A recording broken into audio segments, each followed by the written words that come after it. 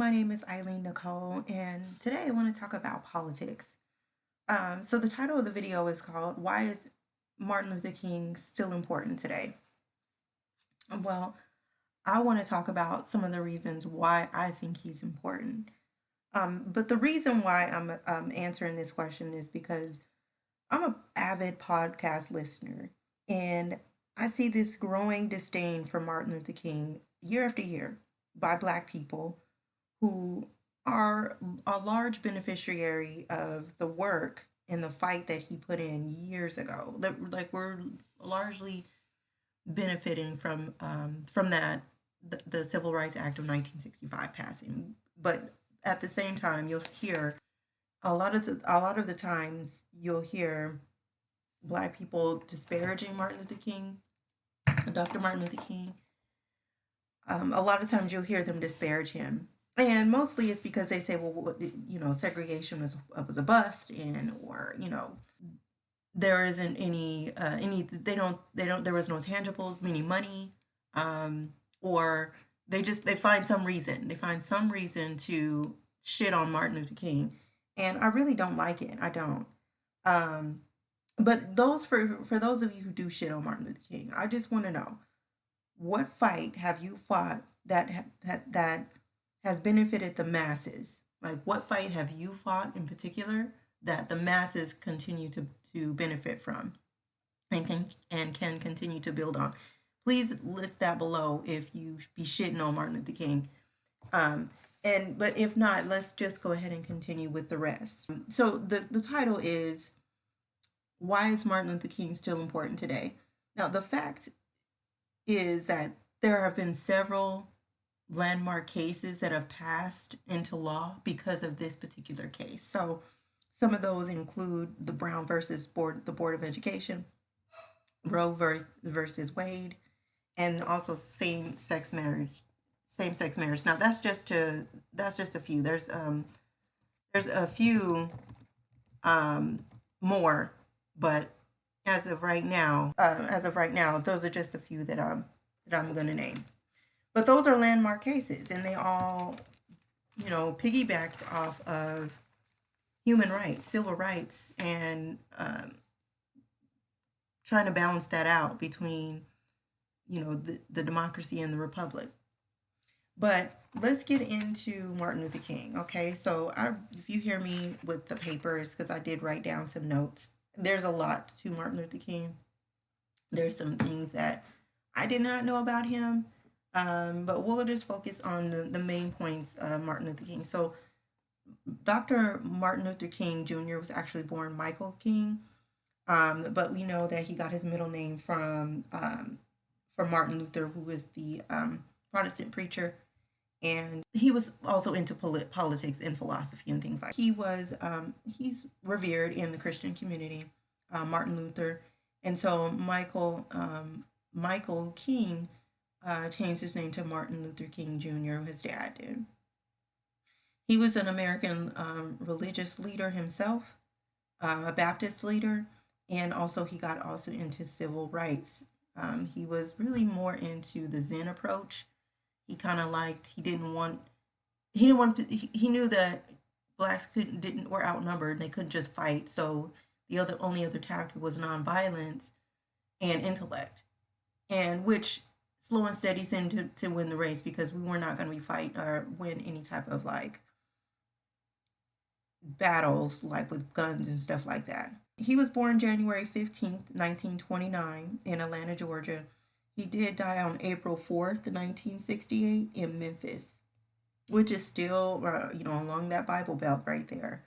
He was successful in the civil rights, the 1965 Civil Rights Act being passed, and then also he ended segregation, which ultimately was supposed to assist blacks in building our economy by expanding the amount of people that we could reach, and also networking and things. That's what it was supposed to be for. But we know that later on, throughout our time here in America, blacks have been things have been done to thwart our economic progress. So this was what he was fighting for: segregation, which was supposed to kind of sort of address that. It wasn't as clear as it could have been. I agree, but nonetheless, he still fought for it. And then also the voting rights, because that's another way to help with your communities, because politics is about a group of people making decisions, in a group, as a group. Um, but the best thing about the Voting Act since then is that it has been propped up by the federal government. So it is now also, it's not just a state.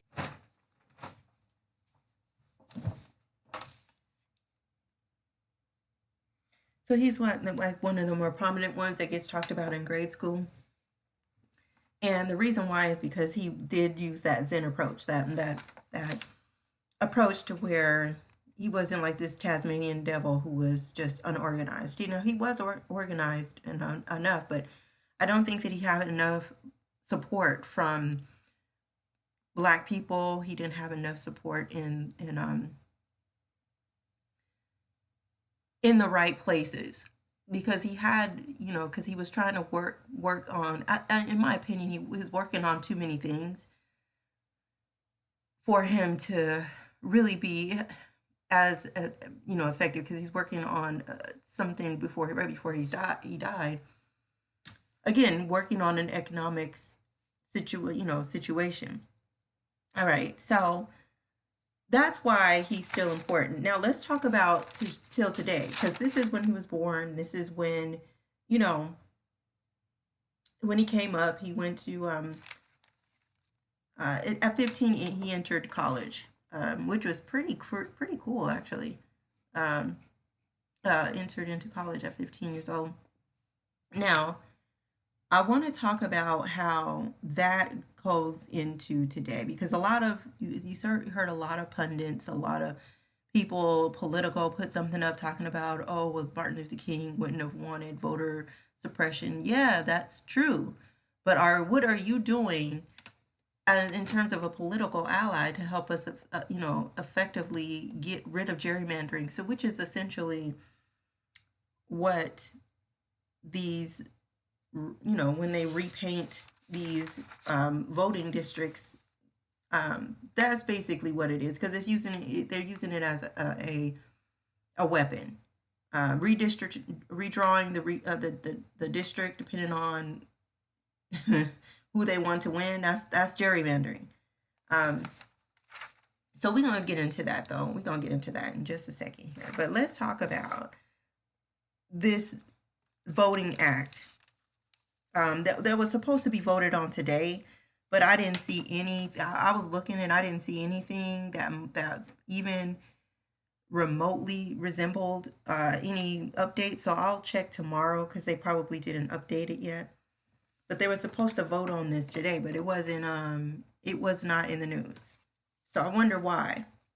But what they're supposed to be voting on is so the U.S. government is trying to pass a new voting rights act, or a new law to amend to the 1965 Civil Rights Act. So right now, the name of the act, there's two different ones, okay, that they're specifically focused on. The first one that we're going to talk about is the John Lewis Act. It's officially called the John Lewis Voting Rights Advancement Act. And then the other one is called the Freedom to Vote Act. Now, what they're supposed to be doing is, this is supposed to be plugging in some of those kind of inconsistencies in the 1965 Voting Act. Now, they did do that with, remember back in the day, they tried to say, okay, well, you need to take a literacy test, or you have to be all white polling places, or they'll close early, or stuff like that. They was doing that back then. Okay, so now there's laws where you can't do that, but there are still loopholes, and that is what this act is supposed to be trying to help fix, or put some brick and mortar inside these holes, this wall that we're supposed to be building, which is a wall of rights and different things that we vote on and that we agree are due to each district. Now I get the need for boundaries, the need for district, but when it can be used as a weapon, listen, anything in politics is basically used as a weapon. And this is no different. Gerrymandering is when you are used redrawing of a district. So you have the right to say, okay, well, okay, so let's say let's say for instance in Texas. Texas is a big one because they are the ones that got this gerrymandering law um, added to the law books. Coincidentally, they used the 14th Amendment and the 19th and the yeah to fight against this against black people. That's crazy, right? But hey, that's the Republicans. That's what they do. They know how to fight it legally. They do. They do know how to fight legally. But um, the John Lewis Voting Rights Advancement Act essentially is trying to stop it to where you know how they can just say, okay, well, all these people can't vote here at this polling station anymore, and they're doing it right when the elections are supposed to be happening. Right now, you have to register as a voter a certain amount of days before you can actually vote in that same election. This bill would lessen that time frame. I think it's up to 24 hours, and so you won't be able to these states and these counties and these political subdivisions, they will not be allowed to do this. This is kind of like the wild wild west of voting, because they can just sit there and say, well, you know you have a different address. Now it could be a mailing address or a physical address, and then they say, okay, well, this is not your voting block because, and now you stuck don't know where to go, and now they're not going to count your vote, and that's important. A lot of black people are misplaced, and so this is happening. Yeah, a lot of poor people are misplaced, and so this is happening.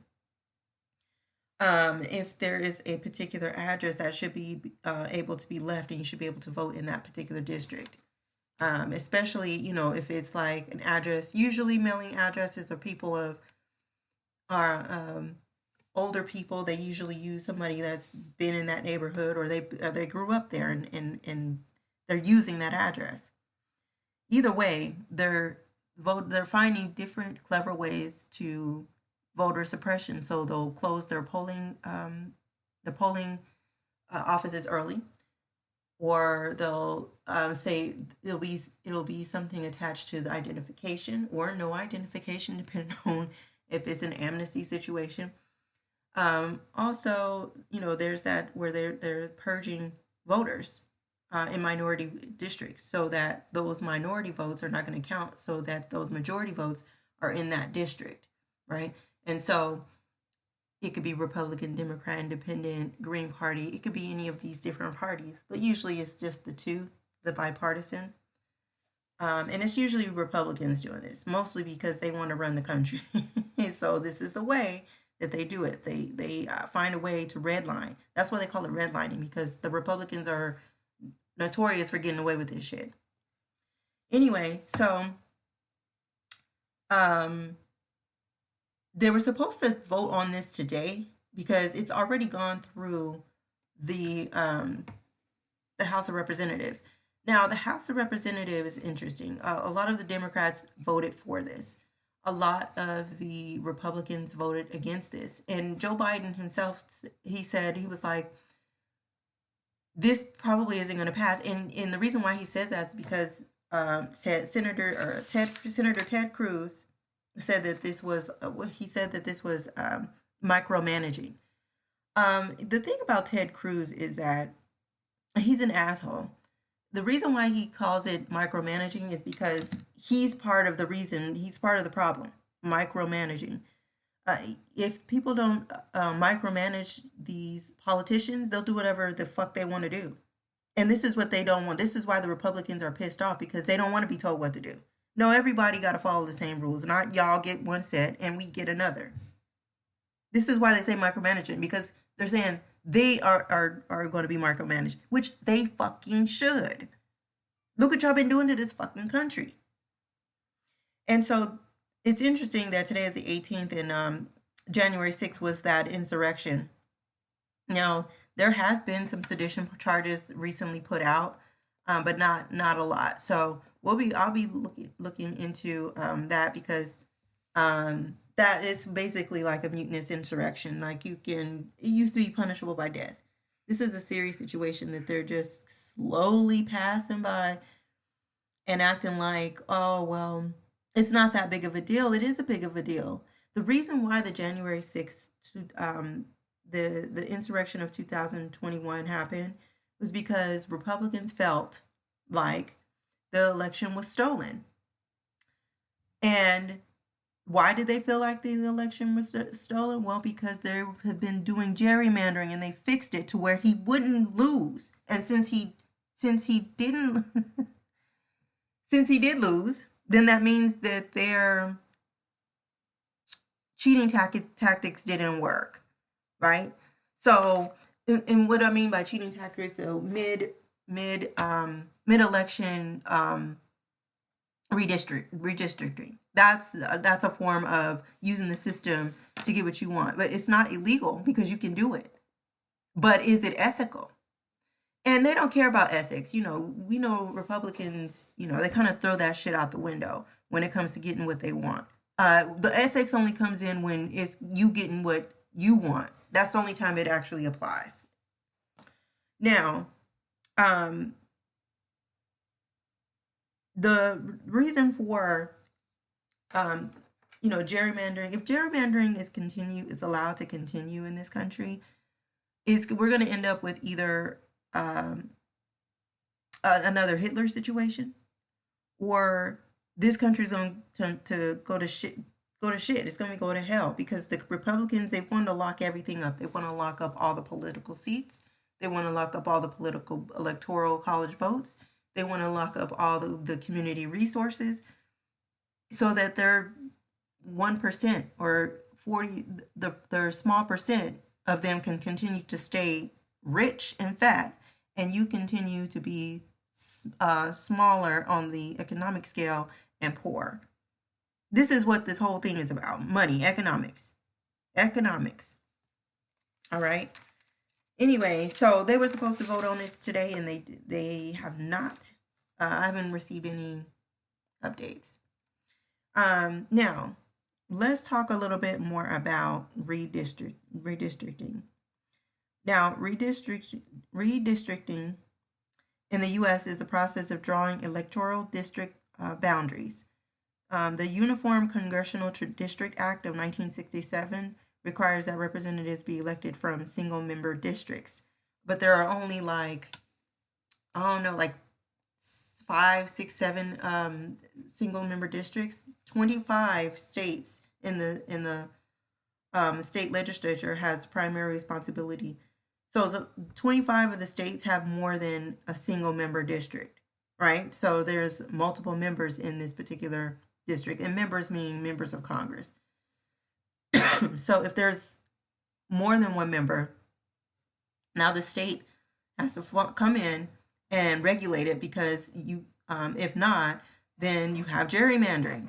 But the state don't give a fuck about anything unless there's a public outcry. They don't give a fuck. So in 25 states, the state legislature, it's their primary responsibility for creating a redistricting plan, which then has to pass Congress, and then after it passes Congress and it goes to the president, he has to sign it into law, and then boom, they have a date that it's going to be enacted. But it's not conducive for the Republican Party for any of these voting acts to pass. And the reason why, Mitch McConnell said they have voted against every single legislation that has to do with voting rights acts that would balance out voting.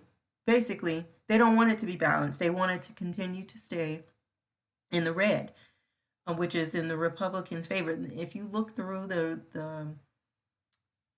history of voting and how the voter suppression, it's usually the Republican Party. They really just want to tell you they're the ones that are actually micromanaging this whole situation. So they're threatened by these acts because this would this would be the great equalizer. Now, which one do I like?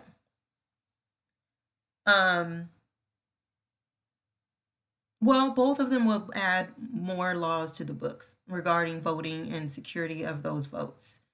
But I do like the verbiage in the Freedom to Vote Act, which I looked at the acts, and okay, the Freedom to Vote Act has the verbiage that we need. We need to be very clear about what it is. So that's why I like the Freedom to Vote Act. But the John Lewis Voting Rights Advancement Act is the one that's actually getting leeway here. So there's two acts. So I just want y'all to be clear. There's two acts that have John Lewis's name attached to it. One is called HR 4, which is the one that we're talking about.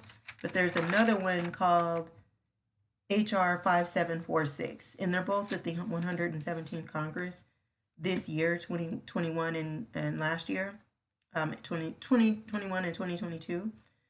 The HR 5746 is in the resolving differences stage, which is it's been introduced, it passed the House, it passed the Senate, and then resolving any issues within the bill. That's where it's at. Now, for the HR 4, which is the word that we're supposed to be voting on today, that one is still in the introductory. Oh, it was introduced, and then also the House of Representatives passed it.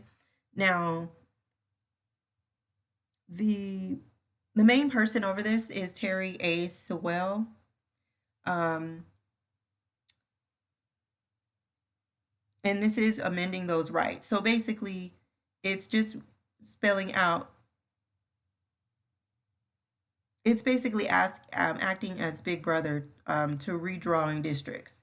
So what the John Lewis Voting Rights Advancement Act would do essentially is you can't redraw mid-election because that is a legal loophole for you to gerrymander. It's a legal loophole. Also, purging voters is another legal loophole. So before you do any of these things, you would have to go through the Department of Justice with this new law. The Department of Justice would have to say, okay, well, we approve this redrawing or we don't. And these are the reasons why we do or we don't. Now, the last time this kind of happened, usually it happens, and then if there's any discrepancies, a political organization or some type of group will sue the state for a retribution. So they'll say, okay, well, like in the state of Texas, in 1993, this happened where 27% of the population was African American, but there was only one voting district, and so so congressmen and senators were saying, okay, well, we need to have a second voting, district because there's just too many for this one, because you can't just have a really, really huge voting district, even though they prefer the single member district. They do, but it can't be abnormally large. It can't be. So with that being said, they said, okay, well, yeah, we can go ahead and create a second district based on the amount of participants in this particular district.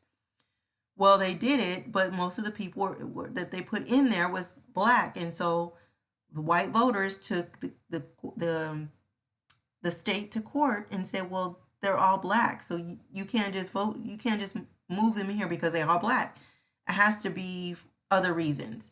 And other reasons could be the school district. Other reasons could be other major things that you need in your district.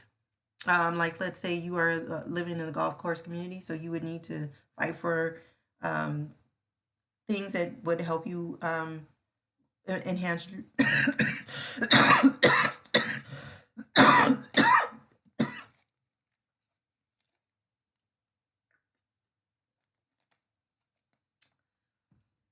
So you would vote for things that would help you enhance the things that are important to you in your community. And the best way to do this was by going to city council meetings and speaking with your, people in your neighborhood, usually homeowners and renters, because you still pay a tax for the services that are in that area. If there is not enough or not enough people that know that they should be fighting for the stuff there, then the community becomes dilapidated and there's no work being done. Well, if there's no work being done, then that money gets taken out of that community and put into another community where work is being done. And so this is another loophole for, the Republican Party. Now, I'm not no Democrat, by the way, but I just noticed how the Republicans use the law as a weapon. They use everything as a weapon. So do the Democrats. But the Republicans use it in a way, they use it as their main weapon. That's really the main weapon of the Republican is the Constitution and the law.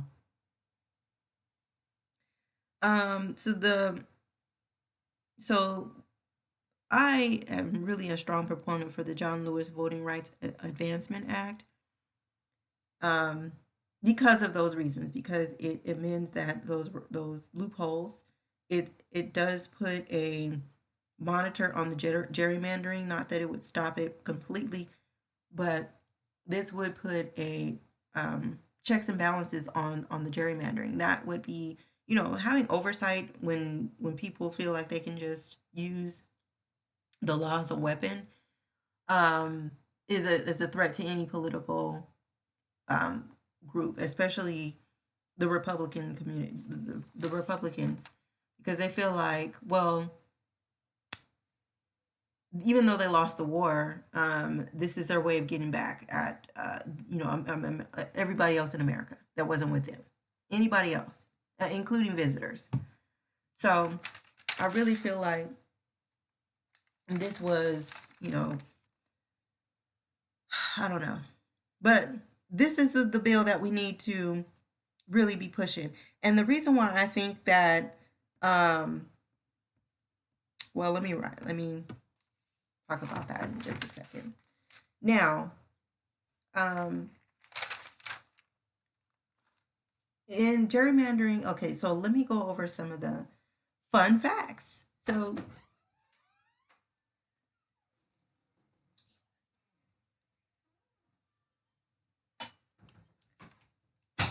all right, so some fun facts. Okay, so gerrymandering was made legal in 1995 with the landmark case. It was called Miller versus Johnson. This case was about the case in Texas that I was telling you about, where the white voters took the state to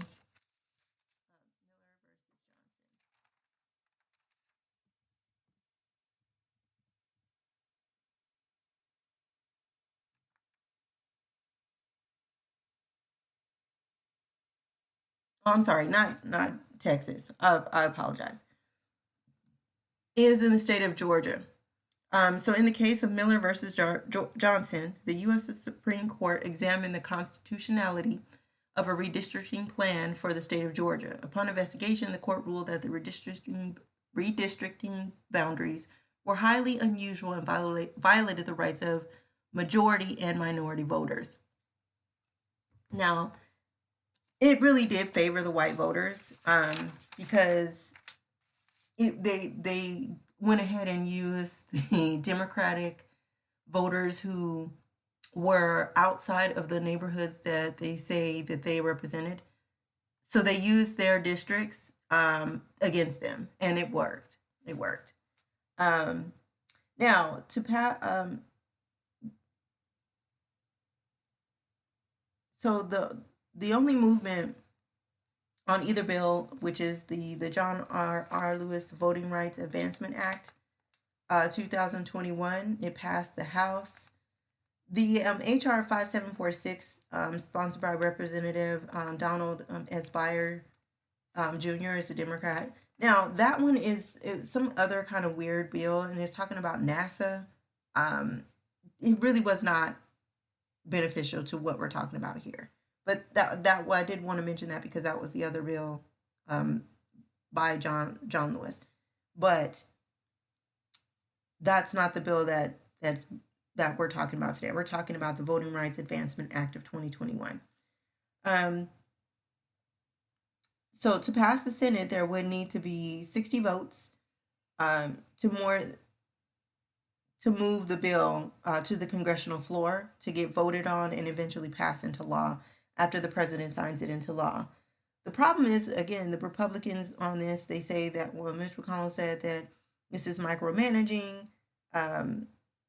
Ted Cruz, he feels like this is a bureaucratic issue. They feel like they're being micromanaged. And they're saying basically that the average voter, the civilian politician, you and I, we don't actually have a voice. The only voice that we have is through the Electoral College. So I really feel like the answer to this is public opinion and public outcry. That would be the correct response, public outcry. And when I say outcry, I don't mean like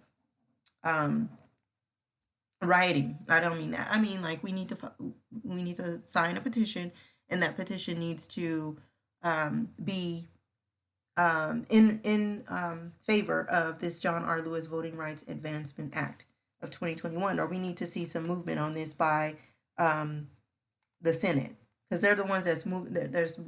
That's saying basically they're not going to pass this. So basically, fuck the voters, because they want to continue to stay in control of redistricting the areas that they feel like that can continue to help them win in the seats that they need.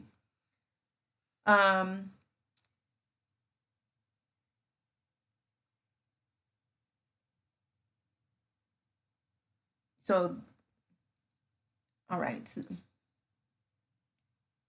Now, the electoral seats, this is the last thing. So, based on the census, every state is allocated a number of equal votes to the number of senators and House members. So, all right. So, in conclusion, Martin Luther King is still important because we are still fighting for our rights to vote equally and also economically. And that's what he was fighting for. Thank you for tuning in. You guys have a great evening. I will see you tomorrow. Bye.